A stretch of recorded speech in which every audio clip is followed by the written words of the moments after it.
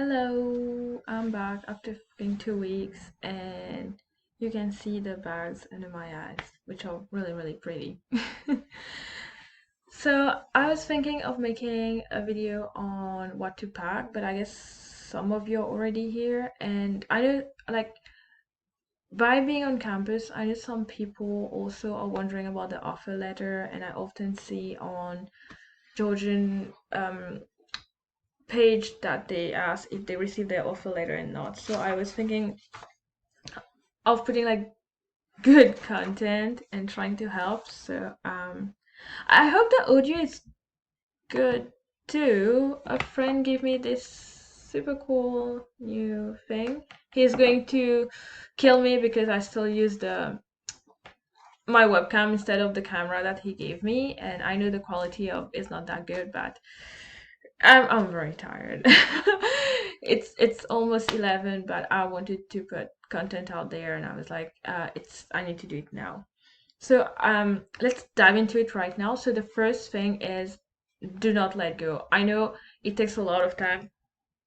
I know that you need your offer letter to be able to apply for the visa, and if you visa takes time as well, and if you don't get it in time, your visa is going to delay, and if the visa is delayed, then you can't come in your appropriate semester. But the first thing that you need to know is do not let go and hold on. I was there, I cried, I was like this thing, and yeah, at some point, I know it's something you really like, but you need to like detach from it and act as if you don't care because it's going to really, really get you stressed.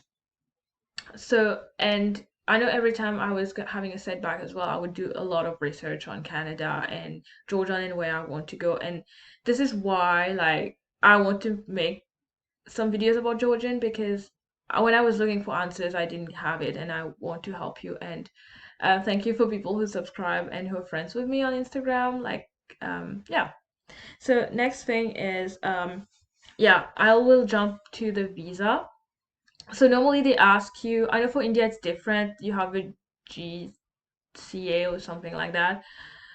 But I know in general, and I've looked at on the Canada, I guess, website, because something very important is that I did all my application by myself. I did go to agent, but they were telling me there was 50% I might get the visa, 50% I might not get it, and I was just like, you know what, this I'm just gonna do my things by myself. So normally they ask you for 1 year of college and living expense to have the money for college and 1 year of living expenses. um I had, yeah, approximately 1 year college and 1 year of living expenses. Don't ever get like just what it is, like just 1 year, 1 year. Always get some more money. Let's say if 1 year is equal to, just an example, it's just an example, $12,000, get $15,000. I'm just putting it out there because for sometimes, like for some tiny stuff like that, you can just like reject it. So let's put all the chances on your side, right? And then I got a sector check. So it's a police check. It's like to see that you're not a criminal and stuff like that. I know when you go for agencies, they don't ask you for that. Again, I didn't go for an agency, so I provided all the paperwork. And a manager always told me it's better to give more than not enough. And then the third thing is the letter. I know, again, some agent write the letter for you. I do not recommend that. Write your own letter by yourself because lots of students come here and they're like, I don't know what to take. I don't know what to do. And I was like, how did you choose? They were like, I didn't choose the aid. No, you are going to be here alone without anyone. So you have to choose which program you want, where you want to be. I think I'm gonna make a video on that because which province and which university you want to go in regards to your PR and whatever you want to do afterwards. But that's going to be for another one. In the letter, you need to say why you're coming to Canada and why specifically this college. And I had to write a really good one because I took a 2 year gap. So for people who doesn't know my age, I'm gonna be 25 next month. I'm gonna be 25 next month. And when I came back to school, I was 23, and before that, I was working as a personal assistant of the director. So, and then I was into management, and now I'm doing web, which is really different. And people might ask, like, why did I take a gap year so long? I was working, so why am I changing? So I need to specifically say why I was in Georgian. Like, I didn't even go to university, I was going to college. So they can, there's a lot of things that can play against you, and they can think that, oh, I'm trying to find my way to get PR.